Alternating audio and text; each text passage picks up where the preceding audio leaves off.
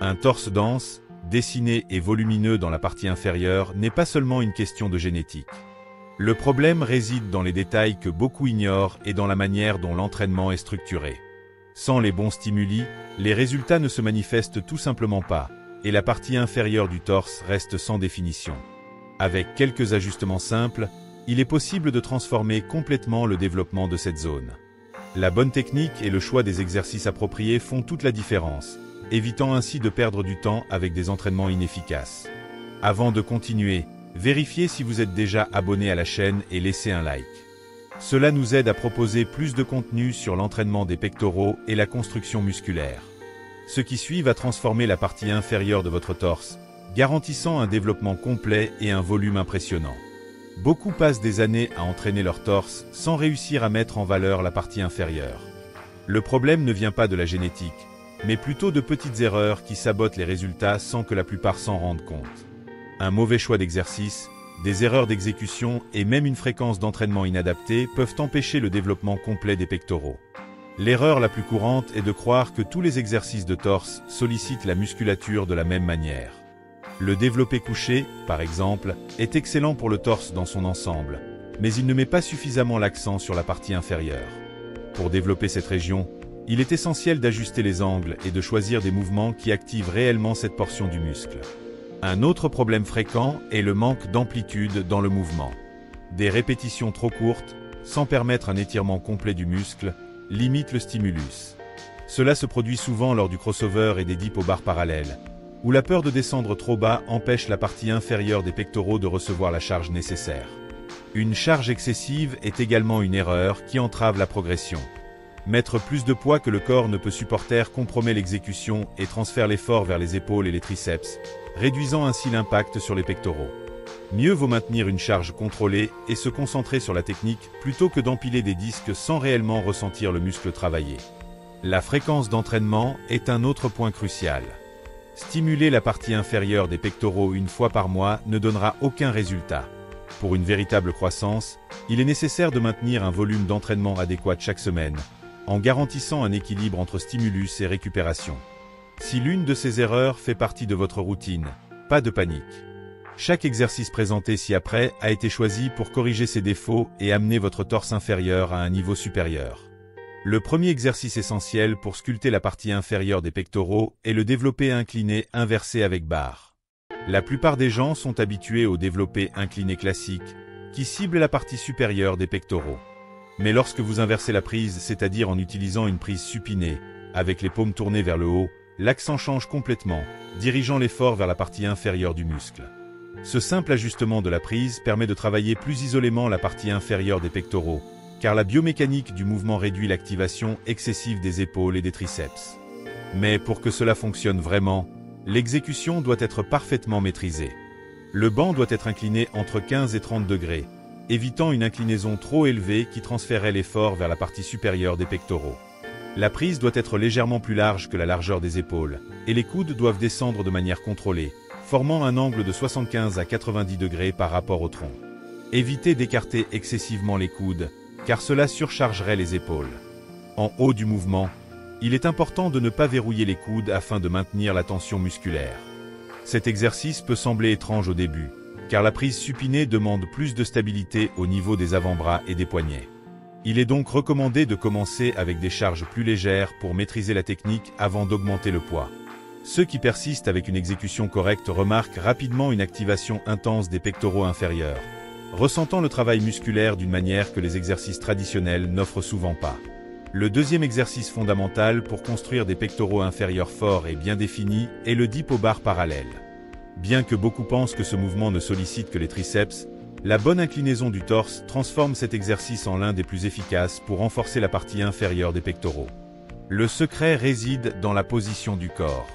Pour activer les pectoraux inférieurs, le torse doit être légèrement incliné vers l'avant, à un angle d'environ 30 à 45 degrés.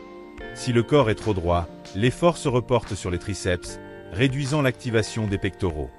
De plus, les coudes doivent descendre vers l'arrière à un angle naturel, sans trop s'ouvrir, afin d'éviter une surcharge des épaules. L'amplitude du mouvement joue également un rôle clé. Descendre jusqu'à ce que les épaules atteignent la hauteur des coudes garantit un étirement complet du muscle, tandis que remonter sans verrouiller les coudes permet de maintenir la tension dans les pectoraux tout au long de l'exercice. La vitesse d'exécution doit être contrôlée, évitant les descentes brusques ou les montées explosives qui transfèrent la charge vers les articulations plutôt que vers les muscles. Pour ceux qui manquent encore de force pour effectuer un dip complet, il est possible d'utiliser un élastique de résistance attaché aux barres parallèles pour aider à la montée. Pour ceux qui recherchent plus de difficultés, ajouter une charge avec une ceinture lestée augmente l'intensité et accélère les gains musculaires. Si cet exercice est bien exécuté, il procure un stimulus profond aux pectoraux inférieurs, aidant à créer une apparence robuste et bien dessinée dans la partie inférieure du torse. Le troisième exercice essentiel pour sculpter les pectoraux inférieurs est le crossover bas aux poulies. Contrairement à la version classique où les câbles sont à hauteur d'épaule, ici les câbles sont placés en position basse, forçant un mouvement de bas en haut qui active directement la partie inférieure des pectoraux. L'exécution correcte commence par la position du corps. L'idéal est de faire un petit pas en avant, en gardant les pieds bien ancrés au sol et le torse légèrement incliné. Cela aide à stabiliser le mouvement et empêche la charge de tirer le corps en arrière. La prise sur les câbles doit être ferme, avec les coudes légèrement fléchis pour ne pas surcharger les articulations. Pendant l'exécution, le mouvement doit être ample et contrôlé. Les bras commencent ouverts et descendent vers le centre du corps, comme si vous essayiez d'embrasser un tonneau, juste devant vous. Le point clé est la contraction maximale à la fin du mouvement. Au lieu de simplement rapprocher les mains, il est préférable de croiser légèrement les poignets, ce qui augmente l'activation des pectoraux inférieurs. La charge doit permettre un contrôle total de l'exercice. Si le poids est trop élevé, la tendance est de compenser avec les épaules ou les triceps, réduisant ainsi l'effet recherché. Pour maximiser les gains, maintenir la contraction pendant une seconde à la fin de chaque répétition intensifie le stimulus musculaire. Ce détail fait toute la différence dans le développement d'un torse inférieur bien défini et volumineux. Le quatrième exercice indispensable pour l'entraînement des pectoraux inférieurs est le développé décliné avec haltères. Alors que le développé couché répartit l'effort sur l'ensemble du torse et que l'incliné cible la partie supérieure, le décliné concentre la tension sur la région inférieure, offrant un stimulus plus intense à cette zone. L'ajustement correct du banc est essentiel. L'inclinaison doit être comprise entre 15 et 30 degrés, juste assez pour diriger l'effort vers les pectoraux inférieurs sans surcharger les épaules. Si le banc est trop incliné, le mouvement peut perdre en efficacité et activer excessivement d'autres muscles. La prise des haltères doit être ferme, avec les paumes tournées vers l'avant. Au début du mouvement, les haltères descendent de manière contrôlée, les coudes légèrement ouverts mais sans exagération. L'idéal est que les haltères descendent jusqu'au niveau des pectoraux inférieurs, garantissant ainsi un étirement complet du muscle.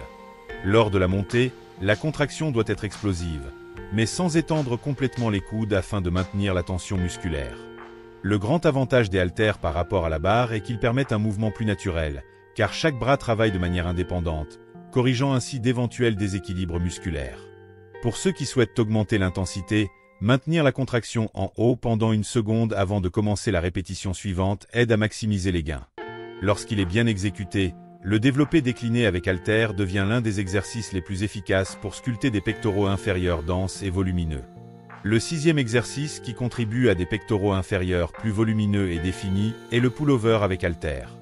Bien que beaucoup associent ce mouvement uniquement à l'étirement des pectoraux ou au travail des dorsaux, une exécution correcte dirige une grande partie de la tension vers la région inférieure du torse, favorisant ainsi une croissance plus équilibrée.